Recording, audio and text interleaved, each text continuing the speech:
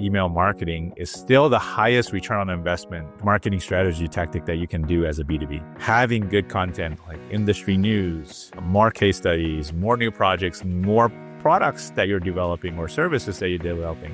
Right now with the boom of AI, how is AI integrating into your business, right? But it does take time, and a lot of people don't do it because, it's a lot of time. But if they had realized that, hey, this can turn into real dollars, real business, then they'll start spending more time on it.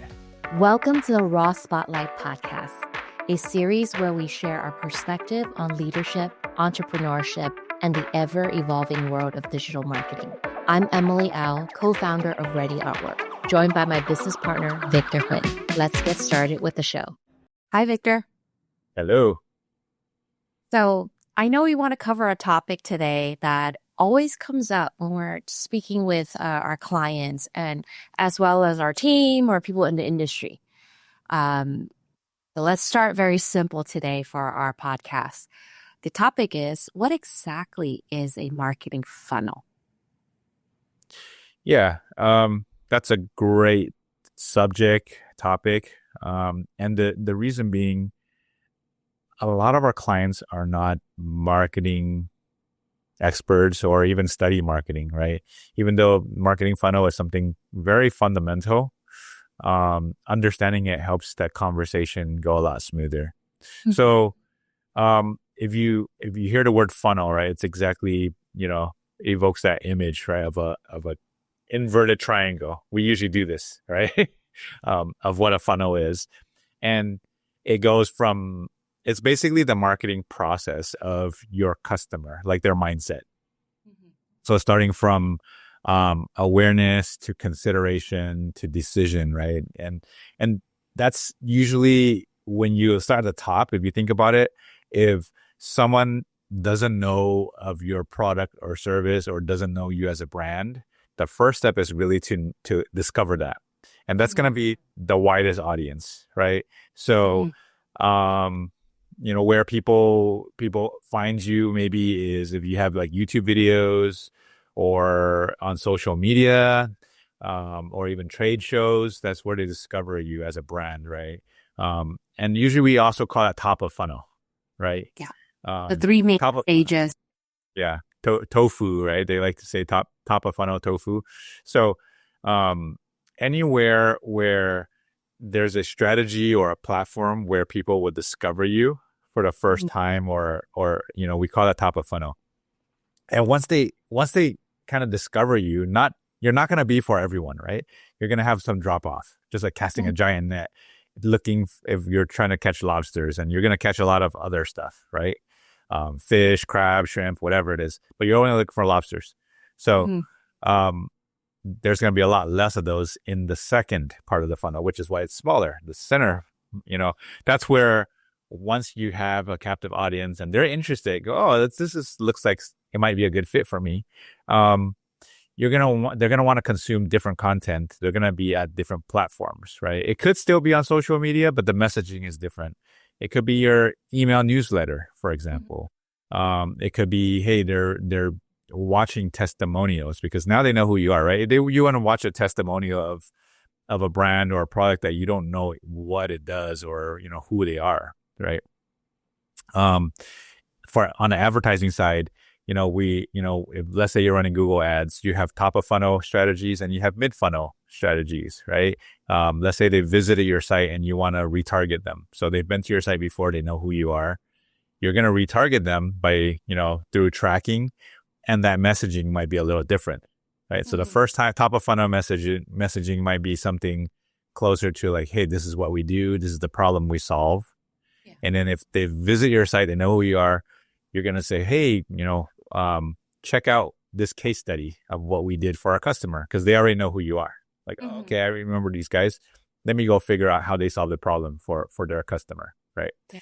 Then we get into bottom of the funnel, right? Conversions or purchases, or in B2B, we usually count it as, let's say, a form fill or a phone call, right? That's where the true conversion starts to happen, right? It's not a sale, but then from a digital standpoint, that's where we hand off to the sales department. Right. Demos or free trials. Right. right? Like book a demo, sign up for, or get a consultation or get a quote, right? Those are typically bottom of the funnel type of CTAs, call to actions, right? So usually if someone has never heard of you or doesn't know your service exists, they're not going to just come and on the first touch point and go, hey, give me a quote, right? So that's kind of the idea of the funnel. Once you start getting a hang of it, it'll start to connect really well. Like, what are we doing here? Is this top funnel, mid funnel, bottom funnel type of tactic and messaging? So it's important to understand the funnel so we can kind of put the pieces together. Yeah. Okay. I'm going to share a diagram of a funnel. Sure. And perhaps, Victor, you can maybe walk us through how this funnel actually help with lead generation for B2B businesses. Yeah. So kind of what we talked about, the awareness, the interest, consideration, conversion, purchase, right? At the top, you're going to have things like SEO. And even within SEO, you're going to have, top of funnel, mid funnel, bottom funnel type of keywords. So for example, if someone's looking for a widget, right? And it's the first time they've heard of you, that's top of funnel, right? Versus what we call branded keywords. So if they're finding like Ready Artwork widgets, they already know who Ready Artwork is, and they're specifically typing in Ready Artwork in Google. That would be interest, consideration, right? Because they know who we are already. They're no longer at the awareness level. They're in the mid funnel section. If they say Ready Artwork widget pricing, that would be lower on the funnel because now they're shopping price, right? Yeah. Or solution. So even within SEO, there's top funnel, mid funnel, bottom funnel type of strategies and keywords. Same thing with podcasts, right? If someone is coming across a podcast that you recorded with guests, right? Probably they're just learning about you, or someone referred them over. Hey, check out this podcast. There's a lot of cool information. But that podcast can also be mid funnel because it might be a direct referral, right? So sometimes there's a little overlap. Same thing with trade shows. Typically, if you're trying to go to a trade show for leads, then that's typically top of funnel type of a tactic, right? So it can apply to anything marketing, but just know at what phase, right? Are these new people that don't know me? Are these people that know me that are interacting, or are they really warm and ready to do business with me? Yeah. Thank you for explaining that. So now, what are some of the common mistakes companies make with their marketing funnels? I think a lot of times it's not really a mistake. I think they get a little bit lost. Like it gets confusing. So they start seeing everything instead of in a funnel format, they see everything in a giant circle or a giant box where everything's equal. Right. Right. Or they try to offer something too early in the funnel when they're in the awareness phase. Right. And not understanding display ads are typically going to be top of funnel, right? Because you're targeting a certain type of audience. And they're like, well, I ran a bunch of display ads, or I did some meta ads, and the messaging was for bottom of the funnel. And sometimes it works, right? Not to say that this funnel works 100% of the time. It's to guide you to have a better system and a way of thinking when it comes to marketing. Are there those weird situations where someone meets you for the first time and just decides to place an order? Yeah, it can happen, and it does happen, but that's not normal behavior, right? We don't want to base our whole strategy based on one-offs or, less likely scenarios to happen. So it's really about mindset. So I think the funnel is really important. You don't have to know every little, because everyone has a different version of the funnel. There's even funnels that say they go in circles and it goes in and out, which I understand, but I don't know if it's productive for business owners or brand owners to get that in the weeds in the technicalities. I think as long as they understand the fundamental funnel, it's good enough for them to have a good understanding to give direction or give feedback and have good conversations with their marketing team. Yeah. No, that's a good one. And I think for me, I do see like a lot of our B2B clients, they may not take the time to nurture their leads while it's in the middle of the funnel. Not enough, right? They go to trade shows. They might have, their social media very active or whatnot, and they have all these awareness campaigns, but they're expecting from awareness it actually converts immediately. Right. So they're skipping or not understanding that step, especially in B2B, because a lot of times B2B is a very long process. Some of our clients, it could be as little as 3 months to as much as a couple of years for an actual good lead to close, because we do deal with B2B customers. So in between the awareness and actually conversion, that could be a 3 to 12-month gap. And in between that time, how do you nurture your leads to keep them engaged during that time? Right.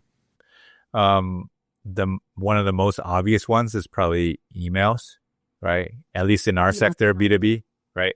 Because we work with brand owners, IP owners, manufacturers.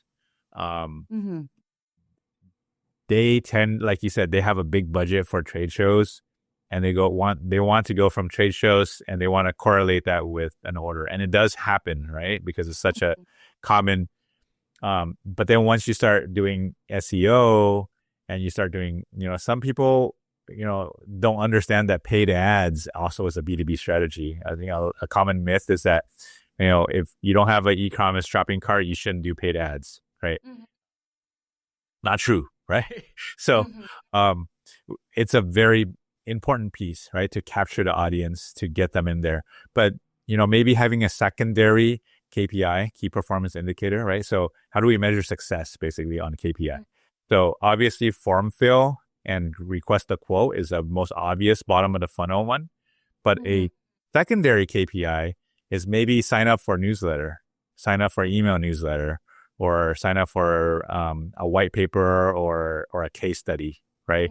So someone might be interested in learning about you. So in the B2B space, like what you're saying, it's such a long funnel that there's a lot of technical information in there.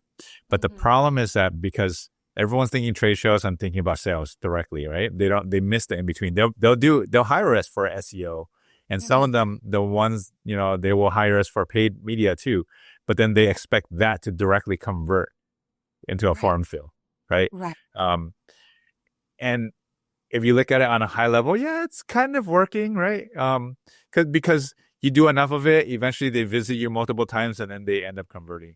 But if there's a lead nurturing section in the middle where, hey, sign up, we have this really cool information. Like, this is what we did for another big brand in the industry that's really well known, or this is what we've done for your competitors, right? People are going to want to know that type of information. So if you put together even a simple drip campaign, for example. So what is a drip campaign? You can set up a series of like 3 to 4 emails. If someone signs up to your email list, it can automatically feed them information. So typically a drip campaign will be like introduction of the company. The first one, thank you for signing up. Here's a little history about who we are, what we do. Number, maybe couple days or a week later, you're getting automatically a second one. Here's our case studies of all our big clients, right? This is how we solve the problem. And then maybe the next one might be like a testimonial or a few testimonials from some of our clients that love us, right? Yeah. And then it goes into book a demo. So at this point, they've at least hopefully seen some of your messaging along the way. And you could even dynamically set it up where if they didn't open it, it sends it again, right? Until they open it. And then before it goes down the whole process. Aside from having these drip campaigns on an ongoing basis, email marketing is still the highest return on investment marketing strategy tactic that you can do as a B2B.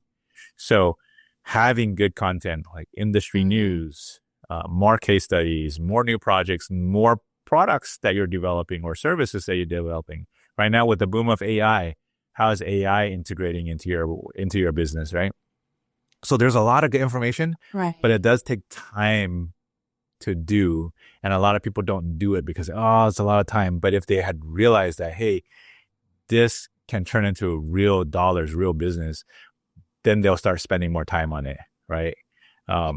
So that piece is a piece that I feel is a big gap in the B2B space where there's some people doing it, but majority of people kind of ignore it because they do the trade shows because it's visible, right? And then they'll do the SEO and some of the paid media stuff, but then that gap is there, right? It could be mid-funnel, could be webinars, right? You can invite your customers or people that have signed up your contact list. Hey, we're having a webinar or a live demo, right? Set it up, or in person can be a thing too, right? But those mid-funnel nurturing touch points, especially the longer your sales process, your sales funnel, the more powerful, the more important it is to do mid-funnel tactics. Absolutely. Right? Yeah. Because it all comes down to timing. When you're talking about, if you're selling something like 6 figures or $1 million, this is super, super important, right? Because it comes down to timing. And you don't know when that is on this, when they're going to be, okay, we're ready to get a quote now. So you can't time it. So you have to do it consistently. Right. Okay. Well, let's just say someone has the time and they're putting in the resources into their funnel, but how can a company tell if their funnel's working or not? Data, like you have to track, right? Yeah. Metrics. Right. Yeah. So in this day and age, in 2026, there's no reason why you don't have even basic data. If you have a website, you should have data, right? Traffic. Most people will know what Google Analytics is, right? But then they don't know like what the traffic is doing on their website. So are people clicking? Are they engaging? For B2B, are they downloading our PDFs, our white papers, right? There's a lot of technical specs in this industry. So by tracking all that, you can tell over time whether or not there's growth or there's drop off. You want to track seasonality. So in the HVAC industry, there's a lot of seasonality involved, right? But then you really keeping track of everything, like videos, are people watching it? How many people are starting a video? How many are finishing? How many are coming back? And then that way you can see what people are actually interested in so that you can make better decisions. Do I produce more of this type of content? And what works better? And for example, even in your emails, right? We're saying how important emails are. Your open rate versus your click rate. Just those simple metrics most people don't even look at, right? So your headline, like how many people are actually opening up that email and how many people are actually clicking into it. If you can get people to click into your website from your email, and then you can track what they're doing there. Or are they downloading the white paper? Are they downloading the PDF? Or, in even more old school industries, are they forwarding that email to a colleague? Right. Right. So that happens a lot in B2B. People see something super important, they forward it to someone that's powerful that can make decisions, right? And then that conversation happens, and that's where the sales and the magic happens. Yeah, absolutely. Yeah. So it's very important to track and then also figure out basically what you're saying. It's like from, the top of the funnel, where they drop off, and then where are they converting. So your conversion rates are important, to figure out, using the metrics to help guide you to repeat more of those deals. So Victor, thanks for, the breakdown for the marketing funnel. So for listeners, if you're, whether you're just starting out or scaling your marketing efforts, having a solid funnel really helps you and guide you with purpose for your business. So for B2B businesses wondering why leads aren't turning into deals, start, by mapping your funnel. Well, Victor, again, thanks for explaining this today. Yeah, thank you. It was fun. We'll see you next time. Okay, bye. Thanks for listening to the Raw Spotlight podcast. We'll see you again next time. And be sure to click subscribe to get future episodes.